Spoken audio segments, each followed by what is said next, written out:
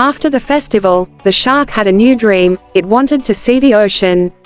Wave. Mr. Whiskers understood, so he packed up the wheelbarrow, and together, they began the long journey to the sea. The road was tough, the hills were steep, but their friendship was stronger than any struggle. At last, they reached the top of the hill, and there it was, the endless, shining ocean. With a mighty leap, splash, sweat droplets, the shark returned to the waves, free at last. Mr. Whiskers sat on the shore, watching his friend swim into the horizon, and just before the sun set, the shark splashed one last time, as if to say, "This isn't goodbye, our friendship will last forever." Asterisk. Please subscribe for next part.